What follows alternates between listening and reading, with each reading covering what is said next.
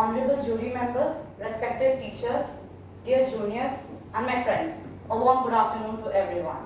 I am Sushma Kumari and today I am here to present on my summer internship project, and the topic is onboarding with a specific study on comparative analysis of talent acquisition process of JSPL and TCS. So my guide is Professor Abhipsha Mishra, and we will start the presentation. So the main objective of the overall study, what I have done is to understand the onboarding process of the talent acquisition process both at TCS and JSPL. Second is to analyze the comparative framework of onboarding process in respect to the talent acquisition process of both the companies. So I'll start with what exactly talent acquisition is. So talent acquisition is of two words, talent and acquisition. Acquisition means acquiring something. So here it means acquiring talent through various modes. Here it's a random, I'll say, simple talent acquisition process which we study, and it's also implemented in various companies. So the first is lead generation, attraction, recruiting, interview, reference check, select and hire. So it starts from sourcing and then it ends with hiring. We'll be discussing the whole process in a more descriptive way. I'll go for the next slide. So I have done 45 days of HR internship in Jindal Steel and Power Limited in Angul unit. So my prime motto was to learn about the talent acquisition process. So it's Jindal Steel and Power Limited is an Indian steel and energy company. It was started by Shri O.P. Jindal, Om Prakash Jindal in 1979 at Hisar, Haryana. And currently the chairman of JSPL is Mr. Naveen Jindal. So the process which is followed at JSPL, this is the process which I have observed during the 45 days of internship in JSPL. So it starts from organizational need analysis to approval of job requisition and ends with onboarding. Let's have a descriptive look how it is done. So first, organizational need analysis. JSPL is a steel manufacturing company and it's also into energy. So there are different departments. So here the departments are the different plants which are there in the Angul unit. So we have something like central plant, coke oven, blast furnace. These are the departments. If they have any manpower requirement, even it's in the present or in the future requirement, they contact the HR department. Then further HR department works on how to acquire the manpower requirement. So coming to the next part, approval of job requisition. So job requisition is a request to fill the job. It's actually a formal permission to start looking for the candidates. So in JSPL what happens, whenever there's a vacancy, JSPL actually follows a very rigid process. They go everything into a very process. So they get, HR department gets the mail mentioning what exactly needs to be done in case of the hiring. So these are the requirements which HR department needs. So what's the paying budget of that particular candidate, why the position is needed, whether it's a new position or it's an existing position, and who is the hiring manager, what will be the job duties, in which department the particular person will be posted. So this is the job requisition which often comes in a word format to the HR department, and then they officially start for hunting of the candidates. So vacancy intake. Vacancy intake here probably what happens, the subject matter expert. So if suppose as I said, central plant, coke oven, they are into technical terms. A subject matter expert from that particular plant will be coming, and then a HR executive. Both will be working on preparing the job analysis part. So job analysis part consists of job specification and job description. So job description is all about what needs to be done in the job, the roles and responsibilities, duties, that particular form is prepared. Coming to job specification, it's clearly mentioned that what we are looking into a candidate, qualifications, skills and the other requirements. How, this is the process how HR executive and a subject matter expert both come to a common platform and make the job analysis part. So after the job analysis part is done, the JD is prepared, the JS is prepared, they go into for the process of sourcing and recruitment. So the first step goes to sourcing. In sourcing, it's the process of finding a suitable candidate for the role. JSPL opts for this kind of sourcing techniques. They maintain a data bank in that whoever sends a mail to the HR department, that's stored. So they first go into that particular data bank and search if there are any potential candidates. Second, they source through candidate referrals. I mean, if any employee is there and they want to refer someone, they will also go with that particular. And sourcing from job portals. So JSPL has restricted themselves only to two portals. One is LinkedIn and one is Naukri.com. They do sourcing from these two particular job portals. Last but not the least, sourcing candidates within the organization. So if someone is there who wants to promote, wants to go for a job change, something like that. So in that case, the sourcing is also done. Coming to the recruitment part. So recruitment is a process of attracting, screening and interviewing the candidate just to know how he or she will fit into that particular role. So there are two types basically, internal and external. In internal, they go through promotion and transfer. If any employee is eligible for that particular role, they give them promotion and then transfer to a different plan. Second, re-employment of ex-employees. So if an employee who has left JSPL before, so there's no certain barring like ex-employee cannot go back to JSPL. Second is the external recruitment. So JSPL has only one policy of hiring from top B schools. So they go for IIT, IIM or OP Jindal University, which is maintained by the JSPL itself. Second, the job portals, as I said, LinkedIn and Naukri.com, it's there. Last is recruiting from the subsidiary group. So JSPL is Jindal Steel and Power Limited. They have subsidiaries, Jindal General Services Limited, Jindal Tech Services Limited. So these are the subsidiaries of JSPL where people are continuously working, but they are working under JSPL but with a tag of JGSL or JTSL. The selection criteria, what they look while hiring a candidate. So first is the education level, what exactly the education is required. Suppose a mechanical engineer. So of course he needs to be into a mechanical field. Then the previous work experience, communication, whether it's written or oral, technology, the amount of technological involvement is there in that particular role. Last but not the least, the license and certification. There are certain jobs which require license and certification. They'll check if the candidate has done, then they can process with that candidature. Hiring decision. So the hiring decision lies majorly with the subject matter expert, because if the candidate is not technically sound, so there may be a chances of rejecting the candidature. So if the subject matter expert gives a nod that this particular candidate is fit for the organization, then HR comes into the role. They go for the negotiation. Negotiation as in the salary part, the compensation or the non-compensation, like they provide quotas and all. So they go for discussion of that as well. So the hiring decision lies with SME as well as the HR. Onboarding. As I was closely related to the team who was working on onboarding. So onboarding is the first phase where the candidate comes into contact with the organization. So what exactly happens in onboarding? So in onboarding, we do new hire paperwork, policy and cultural training, job training, employee handbook training. They get the team introductions, benefits, paperwork, education, facility tools. So these all things are done. Well, this is the onboarding form of JSPL. What we used to work on that, we used to take all these documents from there and we used to manually make the file and store it. So the second part will be the data consultancy. So here I was working as a process associate for 3.8 years. So that's the reason I have chosen to take a comparative analysis of these two companies, because I was physically present over there and I have the idea of it. So TCS is an Indian MNC company. It's into IT and ITS industry, and the capitalization of this particular company is nearly $200 billion. Right now it is led by Chairman cum Managing Director Rajesh Gopinathan. So the talent acquisition process at TCS is somehow like this. It starts from human resource planning, sourcing, lead generation to hiring and onboarding. Let me discuss it into a descriptive way. So in human resource planning, what happens? In TCS has basically two parts. One is IT and one is BPO. BPO is business process outsourcing. Usually here the call center people, what we say, the non-IT people are working in this particular BPO sector. So here we have HRBP, Human Resource Business Partner, who one human resource business partner is assigned 4 to 5 projects. So they nearly handle 200 to 300 employees at a time.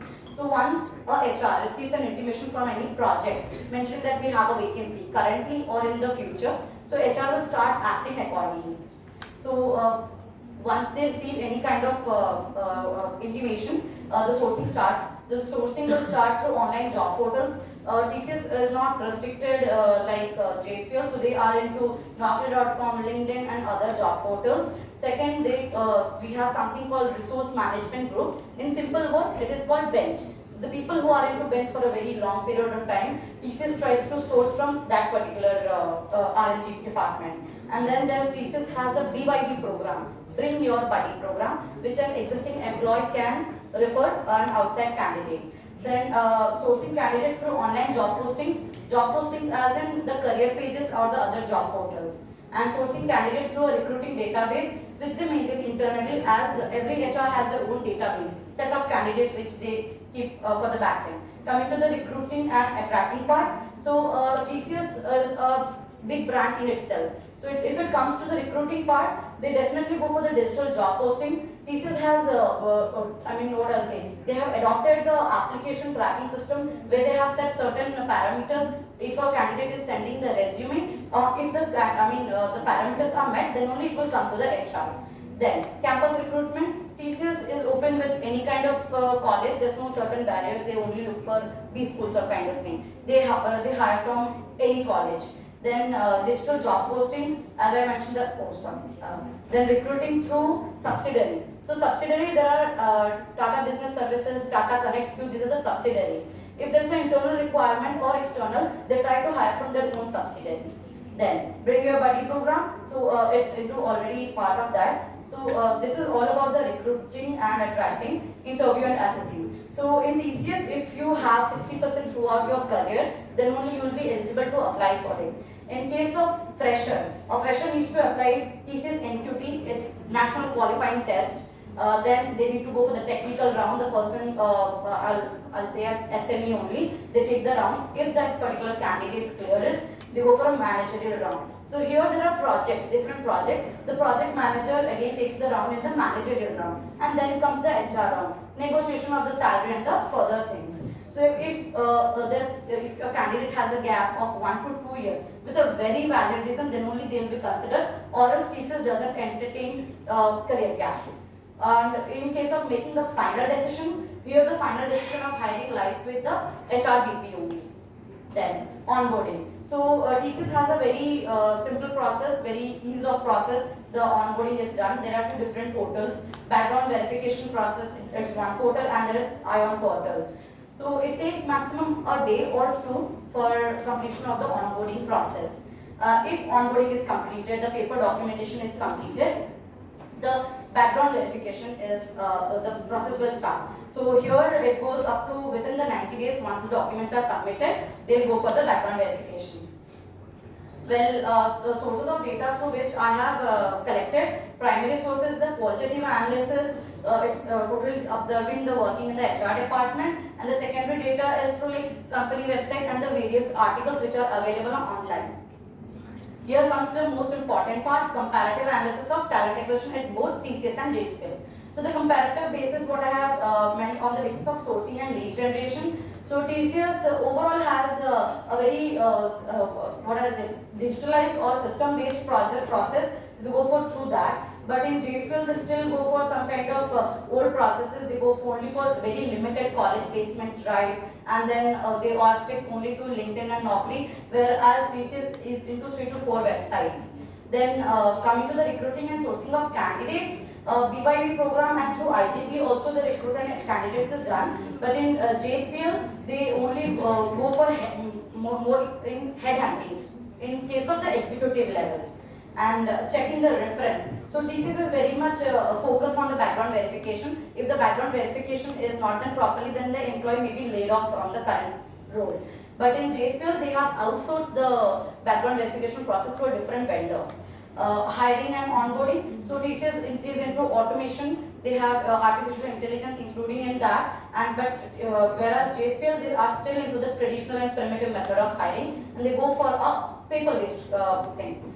Findings. So findings in onboarding, what I have found is GCS has a very simplified process. As I mentioned, there are only 2 portals. A candidate can go and update, and within a day or two, the onboarding process is completed. But in JSPL, the following candidate needs to come to the office physically, submit the documents, make a paper file, and then do it. So it can go up to a week also. So it's very lengthy. In case of hiring decision, so hiring decision mainly the decision comes to the subject matter expert. But in TCS, it lies with the HR VP. And in sourcing, they have TCS has various AI and ATS methods, but JSPL more focuses on the headhunting and the primitive methods. Hiring, the TCS doesn't have a much hiring lengthy process, but JSPL has a very lengthy process of hiring, which can go up to 90 to 120 days. And the overall TCS process is digitalized, and if someone needs to be hired, so within 30 to 45 days the hiring can be done. But in JSPL, as I said, it can go up to 120 days as well. The suggestions or the area of recommendations I would go for, TCS though has the BYB program, but it needs to be more focused on that. There are certain reports where I have found that BYB program is not much given importance. People are not being sourced from there, and JSPL should start very strong HR policies which are employee friendly in the case of the talent acquisition process. And though TCS is into very much automation, but still I believe a human intervention is required. For example, a candidate, a fresher, goes to the TCS portal to apply and is not aware what to do. A FAQ or a small video that can help them, or a chatbot that maybe can help them. Then JSPL's background verification is outsourced. So if they can do it within the company itself, then that would be a cost saving as well as time saving. And JSPL should improve the onboarding process, as it's very much manual. We are still into papers. If they do it online, then it may be a benefit for both JSPL and their employees. So JSPL should start posting jobs more frequently. So JSPL focuses more on sourcing from the website. They should start posting. Well, finally, I would like to conclude that talent acquisition process is a very important process that's followed into automation, because it's a process through which a candidate comes on board to the company. And if it isn't done properly, or any lacuna is there, even it may be in the employer prospect or the employee prospect, it needs to be done. And definitely HR is being a strategic partner. It needs to be focusing more on the employee relation rather than doing something else. Well, thank you very much. Thank you so much, Sushma, for this wonderful presentation. Now I request to the jury members. Sir, please, any questions, any suggestions?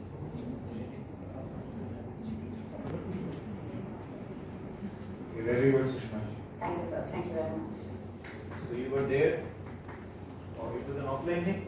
Yes, sir. During your classes, I was not there. Here I was Yeah. in Jindal. So if you were to choose, which company would you choose to work as an HR?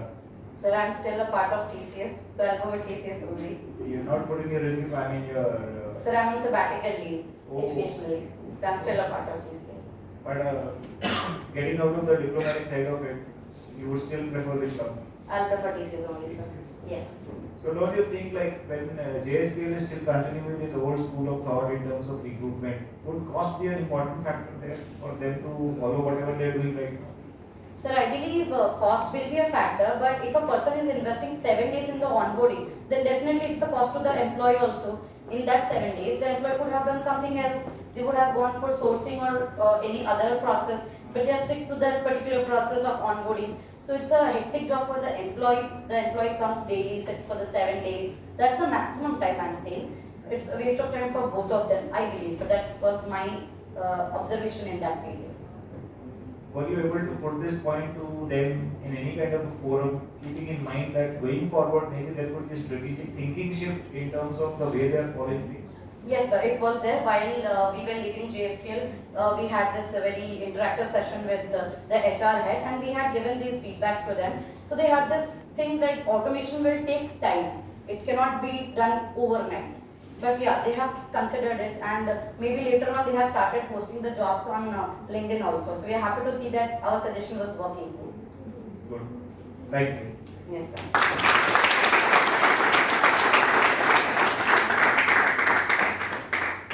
Since I was a part of this entire phenomenon. I mean, sending them to JSPL for their internship. Yes, sir. Okay. Is the man behind it. So I know in and out what they have done there. I mean, the JSPL management are very happy that they were sent back to Bhubaneswar by the Kudos to all of you as Thank well. you, sir. But now as a member of the jury, so I'll Yes, sir. Sushma. So you have seen you opted TCS between TCS and JSPL, you opted TCS, right? So you have your suggestions mentioned that TCS should opt for more employee-friendly practices, which can be understandable by others. I mean, if this is what you are suggesting, that TCS should opt for more employee-friendly practices, it means TCS doesn't have employee-friendly practices. So in certain cases, there are practices which are not employee friendly. In case of onboarding, what are the practices which are not employee-friendly? So the interview times actually takes a lot of duration. So it happens like you are sitting. TCS? Yes, sir. TCS. I mean, you are saying as compared to JSPL it is 90 days, TCS it is So I'm 40 days. specifying to interview, not for the whole talent acquisition process. Okay. So in case of the interview, what happens? There's a delay with the because they go through the NQT part, then the technical, then managerial. So it delays simultaneously. So it needs to be actually worked on. I mean, you are saying this is an example of TCS not having employee-friendly practices? No, sir. TCS does have employee-friendly practices. That's the reason why I'm here. So that's the reason I'm asking. Then how can you put this in your suggestion? Sir, there are TCS should opt certain. for- Yes, you are saying something. Sorry, I interrupted. So there are certain practices in context of interviewing. So before doing this project, I had researched a bit, communicating to number of employees who had come through that particular process. So I went through a college placement, but there are certain candidates who came through the NQT part. So that NQT part is very long, sir. If you are giving an examination now, the exams may be declared in the end of the year. So simultaneously the process sometimes delays, but it's only in case of freshers, not in case of experienced. Once an experience is into contact with the HR, the process goes on within the maximum time what I said, 45 days to it goes on, sir. Okay, thank you. Yes, sir.